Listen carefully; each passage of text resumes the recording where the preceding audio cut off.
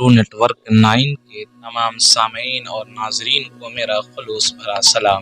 آج کی یہ ویڈیو بہت ہی اہم ہونے والی ہے، اس لیے کہ آج کی اس ویڈیو میں ہم ایک ایسے گروہ کا راز، ایک ایسے فرقہ کا راز بولنے والے ہیں جسے دنیا قادیانی کے نام سے جانتی ہے اور جس کا دوسرا نام دین احمدیہ بھی ہے۔ پیارے ناظرین، کیا آپ جانتے ہیں مرزا غلام احمد قادیانی کون تھا؟ کیا آپ کو پتا ہے قادیانیت کی بنیاد کس نے رکھی تھی؟ کیا آپ جانتے ہیں احمدیہ دین کا فاؤنڈر کون تھا؟ اور کیا آپ کو پتا ہے ہمارے ملک ہندوستان کے کس شہر سے یہ دین پھیلنا شروع ہوا تھا؟ اگر نہیں جانتے ہیں تو آج کے اس ویڈیو میں بنے رہے۔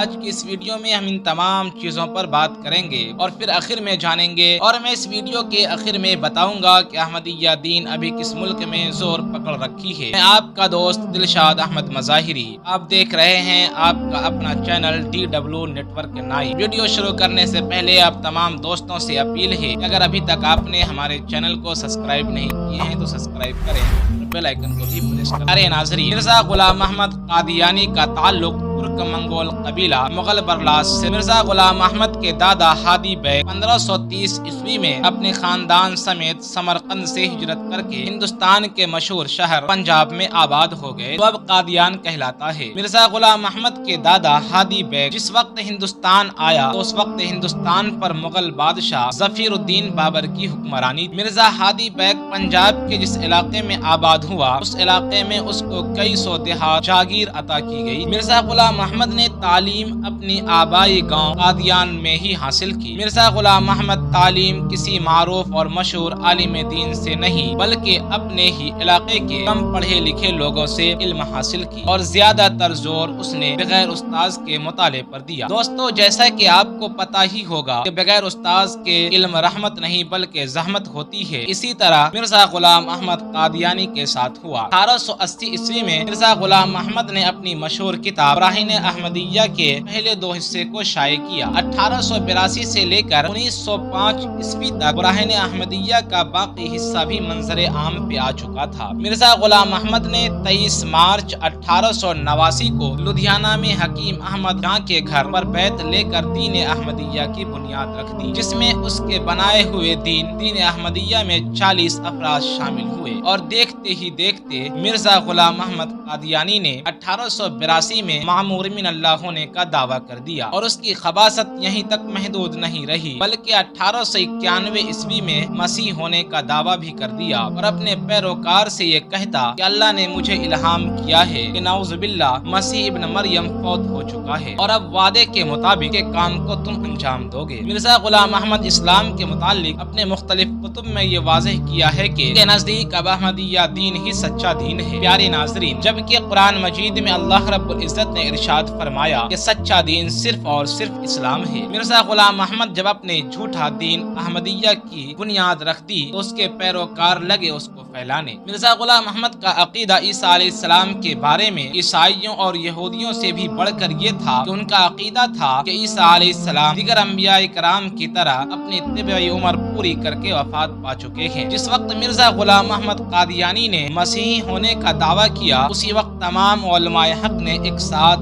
اس کے کفر پر فتویٰ دے دیا اور اس کو ایمان سے خارج قرار دیا، اور لوگوں کو اس سے باز رہنے کی درخواست کی۔ مرزا غلام احمد کے قائم کردہ دین احمدیہ اس وقت افریقہ کے علاقے میں بڑے ہی زور پر ہے، اور ہمارے پڑوسی ملک پاکستان میں بھی اس کے ماننے والے آج بھی موجود ہیں۔ قادیانی لوگ ایسے لوگوں کو نشانہ بناتے ہیں جو بیچارے دین کے بارے میں کم جانتے ہیں یا جن کو دین کی سمجھ نہیں ہوتی۔ یہی وجہ ہے کہ وہ افریقہ میں اپنا پیر پسار رہا ہے، اس لیے کہ ہمارے ملک اور پڑوسی ملک پاکستان کی طرح وہاں جید عالم بہت کم ہیں۔ یہی وجہ ہے کہ دین احمدیہ کے ماننے والے بڑے زور و شور کے ساتھ افریقہ کے علاقے میں اپنے دین کو پھیلانے میں لگے ہیں۔ پیارے ناظرین، مرزا غلام احمد قادیانی کی وفات 23 مئی 1908 کو لاہور میں ہوئی۔ ایک نہ ایک دن گمراہ گروہ کو ہلاک ہونا ہی ہے، اس لیے کہ اللہ تعالیٰ نے تمام گمراہ گروہ کا ٹھکانہ جہنم قرار دیا ہے۔ اللہ تعالیٰ سے دعا کرے کہ اللہ تعالیٰ تمام عالم کے مسلمانوں کو اس گروہ سے محفوظ رکھے، آمین۔ پیارے ناظرین، آج کے لیے بس اتنا ہی، پھر ملتے ہیں ایک نئے ویڈیو کے ساتھ۔ السلام علیکم ورحمۃ اللہ وبرکاتہ۔